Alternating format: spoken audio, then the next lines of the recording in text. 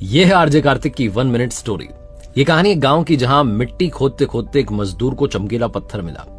उसे इतना पसंद आया कि उसने अपने गधे के गले में घंटी की तरह से बांध लिया। गांव के सेठ जी ने वो देखा तो उससे पूछा कि भाई मुझे दोगे, कितने का दोगे? उसने कहा 1 किलो गुड़ दो, मैं आपको दे दूंगा। सेठ जी ने 50 रुपए का 1 किलो गुड़ उसको दिया और वो पत्थर अपने पास लिया।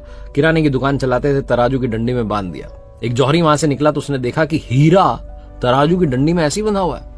उसने पूछा सेठ जी से। सेठ जी ने कहा हमारे गांव का चमकीला पत्थर है, हमारे यहाँ की मिट्टी से निकला है। उसने कहा मुझे दे दो। सेठ जी ने कहा 100 रुपए। जौहरी कंजूस था, उसने कहा 80 रुपए।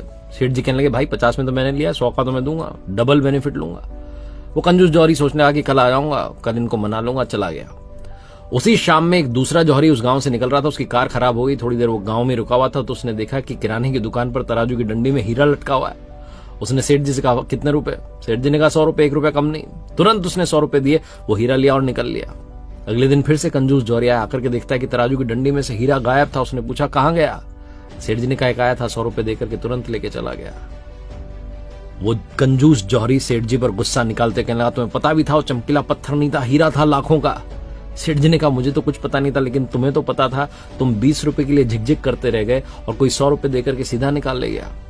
लाइफ में अपॉर्चुनिटी ठीक ऐसी आती है, लेकिन हम उसे टालते हैं कल पर, परसों पर, और बाद में सिर्फ पछताते रह जाते हैं।